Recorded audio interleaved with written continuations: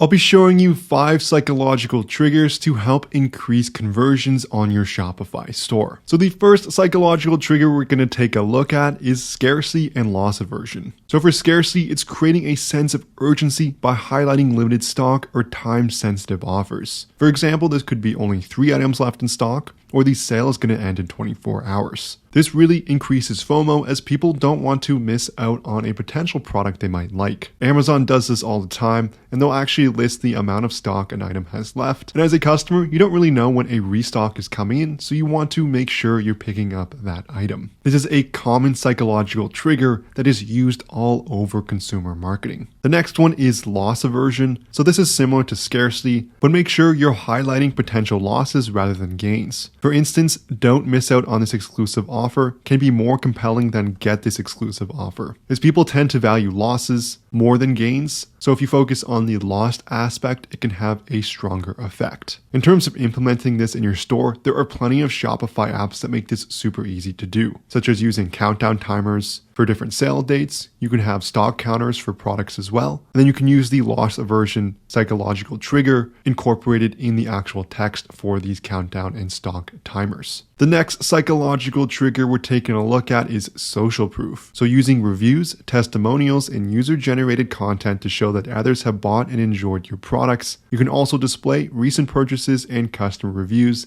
This is all done to build trust. As for the majority of people visiting your site, they've never heard of your Shopify store before. They don't know if the products you actually sell get delivered. They want to know the quality, and you can do so by including tons of reviews on your store. One of the most popular apps is called Judge.me, and it makes it super easy to automate the collection of reviews. You can additionally import reviews from certain sites such as AliExpress if you're doing drop shipping to help increase social proof. The third psychological trigger is going to be authority. So establishing your brand as an expert in your field by showcasing endorsements from influencers or certifications. This is going to be easier if you are a bigger brand, as you can start getting reviews and testimonials from larger figures. However, if you're a smaller brand, you can do so by highlighting your social proof and reviews, really sticking to those photos and video reviews, and those are going to carry more weight as they actually show the product. But if you can do this, it's extremely effective, showing that you've been featured in brands or newspapers such as the New York Times, Forbes, or anything along those lines. One popular version of this I've seen is as featured on Shark Tank, as that tends to carry a lot of weight with it. The fourth psychological trigger we're taking a look at is commitment and consistency. So you're encouraging small initial commitments like signing up for a newsletter, which can lead to larger commitments such as making a purchase. You're also going to ensure that your messaging and offers are consistent across all touch points. The fifth and final psychological trigger we're taking a look at is called anchoring. So you show a higher priced item next to the one you want to sell,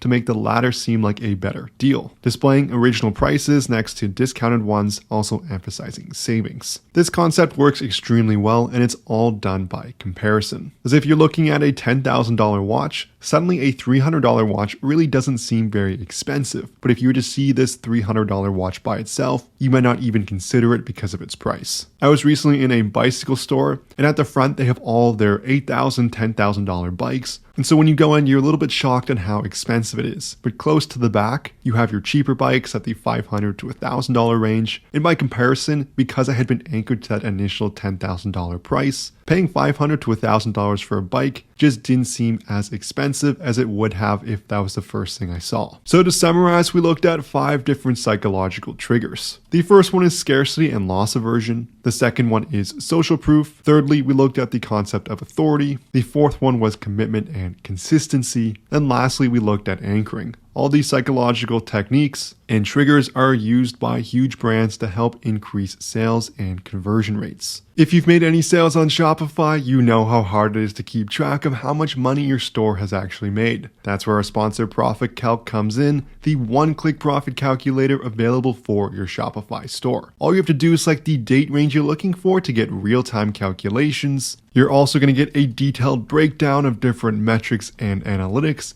so you can make smarter business decisions. It's going to sync seamlessly with all your different ad accounts from Facebook, Google, Snapchat, Bing, Pinterest, and TikTok, as well as many cost of goods sold options such as AliExpress, Printful, and Printify. There's a 15-day free trial so you can test drive everything for yourself, and I'll leave a link in the description to get to the app listing below. You can also search for it on the Shopify App Store by searching Profit CALC and then looking for this logo in the top left here. Again, there's a 15-day free trial, so make sure you check it out. Let me know in the comments which one you're planning to add to your Shopify store. Now, none of these are guaranteed, but as mentioned, they are widely used by many brands. If you enjoyed this video, I would love it so much if you smash that like and subscribe button below. If you have any questions, leave a comment, but thank you so much for watching, and I'll see you in the next video.